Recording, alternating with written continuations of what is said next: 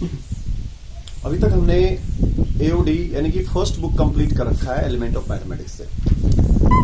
आज मैं आपको सेकंड बुक का फर्स्ट चैप्टर जो कि इंटीग्रल्स है वो स्टार्ट करने वाला हूं, जिसको इंटीग्रेशन भी कहते हैं। इसमें दो तरह के इंटीग्रेशन आप पढ़ोगे। पहला टाइप जो है वो है इंडेफिनिट का और दूसरा टाइप है डेफिनिट का। ये दो टाइप आपको इसमें टैकल करना है। क्या होता है इंटीग्रेशंस, इसको किस तरीके से फाइंड करते हैं। एक्चुअली जो इंटीग्रेशन है इंटीग्रेशन को एंटी डेरिवेटिव भी बोलते हैं। क्या बोलते हैं इसको? Anti derivative. ध्यान से देखना यहां पे, एंटी डेरिवेटिव्स मीन्स डेरिवेटिव्स का उल्टा। जो भी हमने डिफरेंशिएशन में क्वेश्चन करा है, जैसे sin x का हमने डिफरेंशिएशन किया तो cos x आ गया, तो उसी तरह से आप cos x का आप इंटीग्रेशन करोगे तो sin x आएगा, cos x का इंटीग्रेशन करोगे तो sin x आएगा। समझ में आ रही है बात? उसका उल्टा एंटी डेरिवेटिव का मतलब क्या हुआ? एंटी डेरिवेटिव का एंटी होना चाहिए, डेरिवेटिव जो भी है उसका एंटी होना चाहिए, वही हो गया एंटी डेरिवेटिव। तो देखो यहां पे एंटी डेरिवेटिव, सपोज एक मैं एग्जांपल लेके बता रहा हूं आपको। सपोज हमने यहां पे एक छोटा सा एग्जांपल लिया sin x, sorry d by dx of cos x। sin x ले लो, sin x इसका आप जानते हो cos x होता है, लेकिन जब आप इसको इंटीग्रेट करोगे, cos x को इंटीग्रेट करोगे तो इसका उल्टा आएगा। ये इंटीग्रेशन ऑफ अगर cos x करते हो, यहां dx लगाना होगा इसके साथ, जैसे यहां dy बाई dx लिखते हैं, तो इसलिए यहां पर आ जाएगा sin x और प्लस का c आएगा। इस c पे अपन बाद में डिस्कस करते हैं। तो पहले ये देखते हैं कि एंटी डेरिवेटिव का मतलब क्या है। तो एंटी डेरिवेटिव का मतलब समझ में आ गया, इसका मतलब आपको इंटीग्रेशन का मतलब समझ में आ रहा होगा। जो हमने डेरिवेटिव पढ़ा है उसी का रिवर्स है, ये उल्टा है। चलो, इसके दो टाइप हैं, डेफिनेट और इंडेफिनिट और डेफिनेट। इंडेफिनिट में क्या करते हैं, जब आप किसी फंक्शन को इंटीग्रेट करते हो तो उससे जो रिजल्ट बनेगा वो रिजल्ट, सपोज हमने यहां साइन cos x रख लिया तो cos x का आ गया sin x और प्लस का c। ये जो c है इसको बोलते हैं कांस्टेंट। इस c को क्या बोलते हैं? कांस्टेंट कहते हैं। ठीक है, इस c को बोलते हैं कांस्टेंट। इस कांस्टेंट के बारे में अभी डिस्कस करेंगे हम, थोड़ी देर रुक जाओ। तो फिर जब डेफिनेट की बारी है तो डेफिनेट में क्या होगा, जब ये फंक्शन को आप, नाम ही है इसका डेफिनेट, मतलब जो रिजल्ट आएगा वो बिल्कुल फिक्स आएगा, डेफिनेट आएगा। अब यहां पे क्या है, सपोज हमने इसे इंटीग्रेट कर दिया तो ये फंक्शन मिल गया। आपको इस तरह से यहां पर a और b लिख लेना है और पहले क्या करना है, अपर लिमिट में से लोअर लिमिट को माइनस करना है। फिर से एक बार, अपर लिमिट में से लोअर लिमिट को माइनस कर देना है। जो रिजल्ट आएगा वही आपका क्या होगा, आंसर होगा इस डेफिनेट इंटीग्रेशन का। राइट? समझ में आ रही होगी बात? जल्दी से नोट करो इसको फटाफट। नेक्स्ट यहां देखते हैं इस कांस्टेंट, जो ये कांस्टेंट है इसका मीनिंग समझते हैं। ये क्यों आ जाता है एंटी डेरिवेटिव में कांस्टेंट बात। हमने डी बाई डी एक्स किया, डी बाई डी एक्स अगर हमने साइन एक्स का किया तो ये cos x आ गया, लेकिन जब इंटीग्रेशन करते हैं cos x का इंटीग्रेशन करते हैं तो ये तो sin x तो आएगा ही, प्लस का c। ये कहां से आ जाता है, इसके बारे में अभी अपन को जानना है। तो देखो, सपोज हमने यहां पे क्या किया, एक fx हमने रखा है यहां पर, कुछ fx इक्वल्स टू 2x रखा प्लस का 5 रखा। फिर fx equals to 2x plus का 10 रख लिया। fx1, fx2, fx3 equals to 2x plus 100 dot f of xn equals to 2x plus, इस तरह से हमने f of xn अगर लिख लिया तो 2x plus of constants, 2x plus of constants. तो इस तरह से हमने n फंक्शन क्रिएट करा है, f of x1, f of x2, f of x3, इस तरह से f ऑफ xn। हमने n कॉन्स्टेंट्स n फंक्शन को क्रिएट किया है। लेकिन सबसे इंपॉर्टेंट चीज यहां पर जब आप d by D x of f of x1 करोगे, अगर मैं इसको डिफरेंशिएट करूं तो रिजल्ट आएगा 2, आएगा ना। फिर d by D x of f of x2 करूं, इसका रिजल्ट भी आएगा 2। इस तरह से d by D x of f of xn करूं, इसका भी रिजल्ट आएगा 2। मतलब आपने ये देखा कि ये जो कांस्टेंट आप अटैच करते जा रहे हो उससे फंक्शन तो बदल रहा है, लेकिन उसका डेरिवेटिव नहीं चेंज हो रहा। डेरिवेटिव एज इट इज रह रहा है, डेरिवेटिव में कोई चेंजिंग नहीं है, 2 2 2 सब में 2 आ रहा है। लेकिन जो एंटी डेरिवेटिव यानी कि जो इंटीग्रेशन होता है वो क्या होता है, इसका जस्ट उल्टा होता है।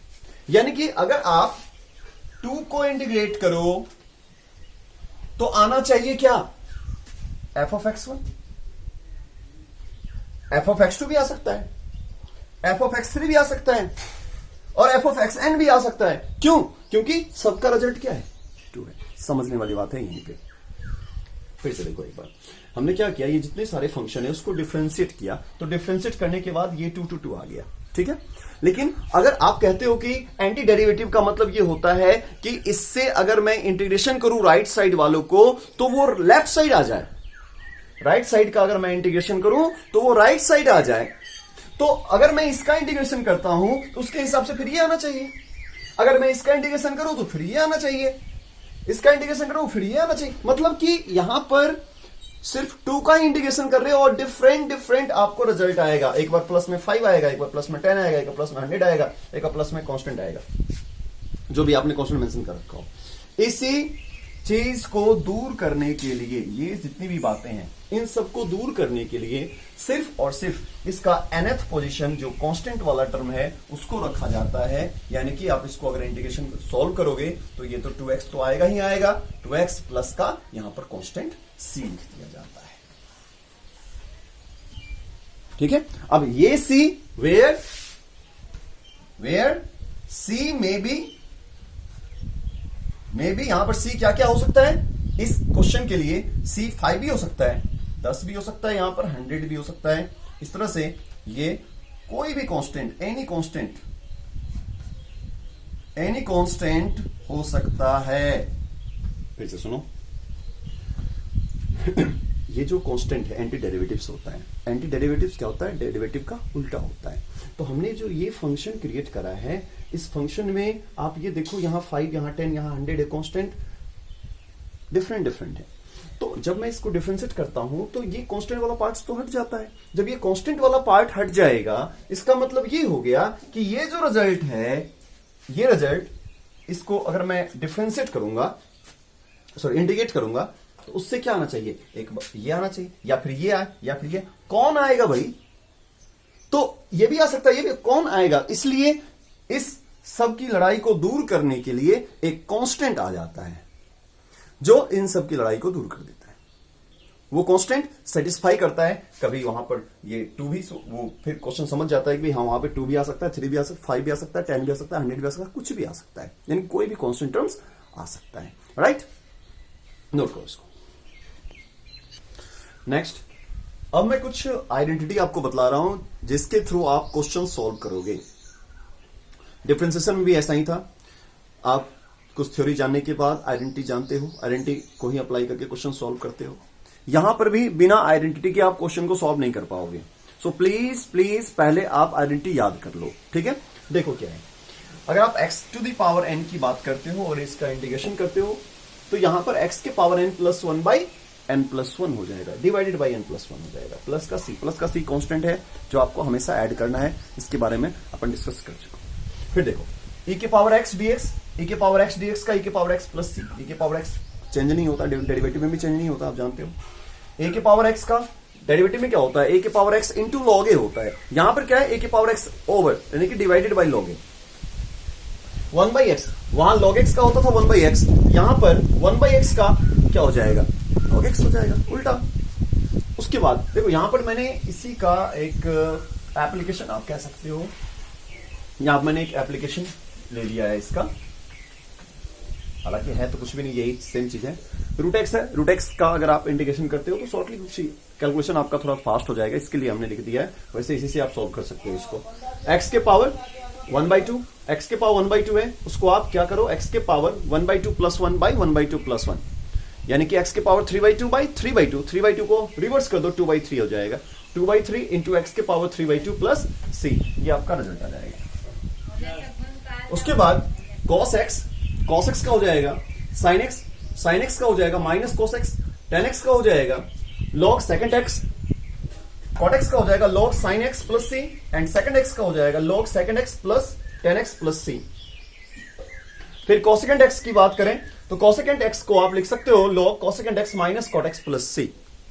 नोट करो इसको पहले थोड़ा। नेक्स्ट आइडेंटिटी देखते हैं, dx over under root of a square minus x square that equals to sin inverse of x by a plus c। इसको आप ऐसे भी लिख सकते हो minus of cos inverse of x by a plus c, ठीक है।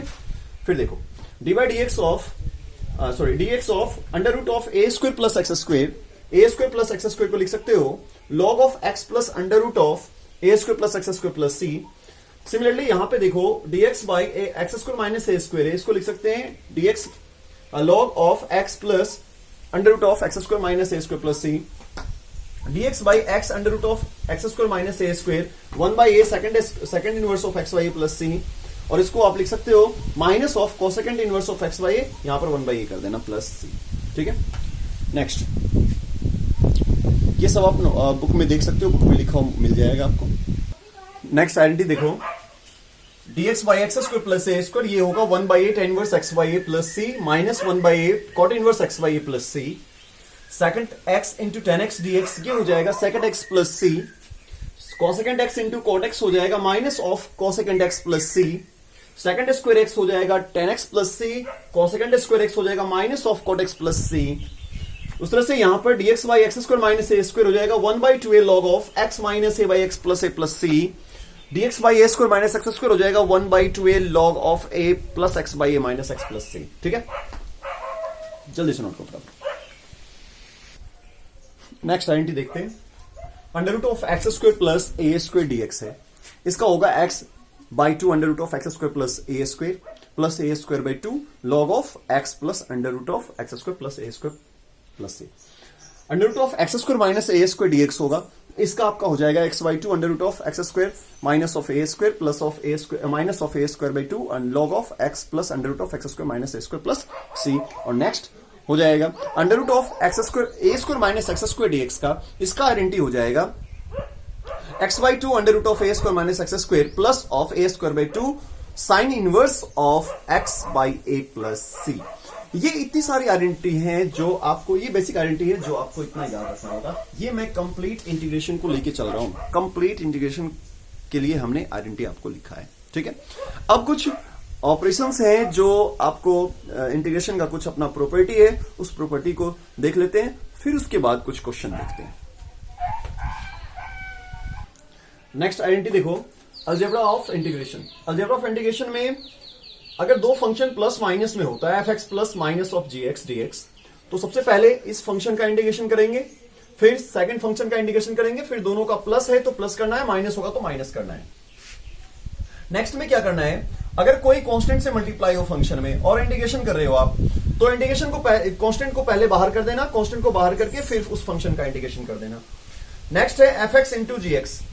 f(x) into gx में यहां पर इसको क्वोशिएंट प्रोडक्ट रूल भी कहते हैं, या फिर इसको इंटीग्रेशन बाय पार्ट भी कहते हैं। Integration by part, integration by part कह दो इसको, या फिर इसको प्रोडक्ट रूल भी कह सकते हो आप,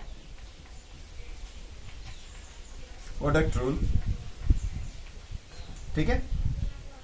इसको प्रोडक्ट रूल भी कहते हैं, इंटीग्रेशन बाय पार्ट भी कहते हैं। तो इंटीग्रेशन बाय पार्ट कहो या प्रोडक्ट रूल, आपकी मर्जी है। f(x) into g x equal to dx into dx, इसको थोड़ा ध्यान से समझना क्योंकि ये फॉर्मूला थोड़ा सा अटपटा है।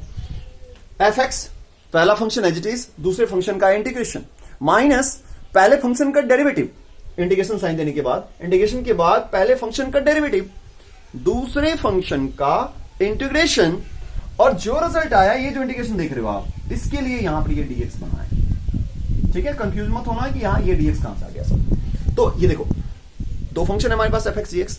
तो पहले मैं इसकी बात कर लेता हूं, क्या है ये क्या है, पहले फंक्शन का डेरिवेटिव करके दूसरे फंक्शन का इंटीग्रेशन करके जो रिजल्ट आता है उसका इंटीग्रेशन होना है, इसलिए ये साइन यहां पर दिया गया इंटीग्रेशन का, राइट। एफ एक्स पहला फंक्शन, दूसरे फंक्शन का इंटीग्रेशन, इसको बोलते हैं हम प्रोडक्ट रूल या फिर इंटीग्रेशन बाय पार्ट। तो फटाफट इसको आप देख लो और अब चलते हैं कुछ क्वेश्चन की तरफ। 7.1 एक्सरसाइज का पहला क्वेश्चन मैं आपको बता रहा हूं, sine of 2x। I hope आप फॉर्मूला याद कर चुके होंगे, साइन एक्स कॉस एक्स जिसका भी है। तो नहीं याद है तो वीडियो पॉज करके पहले फॉर्मूला आप देख लो इसको अच्छी तरीके से, फिर देखो कितना आसानी से समझते हो आप। देखो यहां साइन 2x है, आपको इंटीग्रेशन करना है इसका, तो integration of sine of twice x dx लिखोगे आप।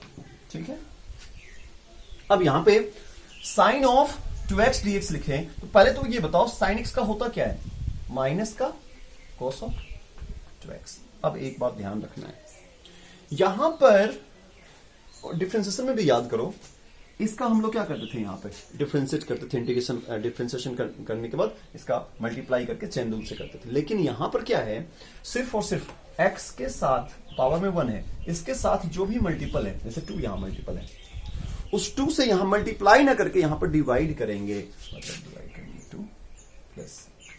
एक बात और, यहां पे कई बच्चे ये करते हैं, साइन ऑफ एक्स स्क्वायर है अगर, तो वो क्या समझते हैं, इसका रिजल्ट आ जाएगा माइनस का कोस ऑफ एक्स स्क्वायर, और इसका हो जाएगा एक्स स्क्वायर का, फिर से इंटीग्रेशन करना शुरू कर देते हैं या फिर कुछ ऐसा करना शुरू कर देते हैं। ऐसा कुछ नहीं है, इस तरह का फंक्शन यहां पर इंटीग्रेशन नहीं होता, ध्यान रखना है इस बात को। ठीक है, अगर आप ये सोच रहे हो कि साइन का कर देते हैं, जैसे डिफरेंशिएशन में करते हैं, साइन का कर दिया, साइन का हो गया कोस एक्स स्क्वायर, फिर लिखेंगे एक्स स्क्वायर का 2x, उस तरह से एक्स स्क्वायर का यहां पर भी इंटीग्रेशन करेंगे, नहीं, ऐसा काम नहीं करना है, यहां पर इंटीग्रेशन में चेन रूल अप्लाई नहीं करना है, राइट। हाँ, सिर्फ x के साथ जो मल्टीपल होगा, x के साथ जो भी मल्टीपल है उसको सिर्फ आप डिवाइड कर देना, वहां मल्टीप्लाई कर होता है डिफरेंशिएशन में, यहां पर डिवाइड होता है। x के पावर में 1 से x अधिक जो भी है, उसके बाद समझ लेना, फिर उसको आप उस तरीके से सॉल्व नहीं कर पाओगे। ठीक है, चलो, हाँ, लिमिट हो तो उसको सॉल्व कर सकते हैं। ठीक है, तो देखेंगे ऐसा क्वेश्चन आएगा, फिर बाद में देखते हैं उसको। अभी फिलहाल आप इतना समझो, x के पावर में, एक्स के मल्टीपल में जो भी है उसको उससे क्या करना है, आपको डिवाइड करना है। चलो ठीक, ये आपका आंसर हो गया। नेक्स्ट क्वेश्चन देखो आप, cos 3x आप कर सकते हो। चलो थर्ड क्वेश्चन देखते हैं क्या है, e के पावर 3x है। आप बताओगे e के पावर 3x का इंटीग्रेशन अगर करेंगे तो क्या हो जाएगा, e के power 3x as it is by 3 plus c। ठीक है, इसी तरह से अब मैं आपको 6th क्वेश्चन बताता हूं, क्या है 6th क्वेश्चन। देखो 6th क्वेश्चन में 6th क्वेश्चन नहीं, 7 क्वेश्चन बताता हूं। 6th तो थोड़ा आसान है, कोई दिक्कत नहीं है, 6th आपको 6th आप कर भी लोगे खुद से। 7 देखिए क्या है, देखो x square 1 minus of 1 by x square dx, यही ना। आप इसको क्या करो, एक्स स्क्वेयर मल्टीप्लाई कर दो, x square minus of 1 x, क्या होगा, एक्स स्क्वेयर का x cube by 3 minus of 1 का क्या हो जाएगा, एक्स। ठीक है, हो जाएगा। अब देखो ये माइनस, ये 1 का एक्स कैसे हुआ, देखो यहां पर कुछ नहीं है, डीएक्स है। डीएक्स का जब आप इंटीग्रेशन करोगे ना, तो इसको आप लिख सकते हो ना ऐसे 1 इंटू में डीएक्स, इसको लिख सकते हो ना x के पावर में 0 इंटू में dx। अब इसको लिख सकते हो ना x के पावर में 0 plus 1 by 0 plus 1 plus c, मतलब ये कितना हो गया, x प्लस c। ठीक है ना, तो 1 का क्या होता है, 1 का कुछ नहीं है तो 1 है, तो 1 का क्या हो, dx का 1 का क्या हो जाएगा, x प्लस c। ठीक है, इस तरीके से ये आप क्वेश्चन को सॉल्व करने की कोशिश करोगे, इसमें ये एक्सरसाइज आपका कंप्लीट सॉल्व हो जाएगा, मैं उम्मीद करता हूं। ठीक है, कंप्लीट ट्राई करना, आप जहां तक हो पाए इसको सॉल्व करने की कोशिश करना। जो नहीं आए आप मुझे व्हाट्सएप कर देना, मैं उसका जवाब आपको दे दूंगा। ठीक है, okay, thank you for watching.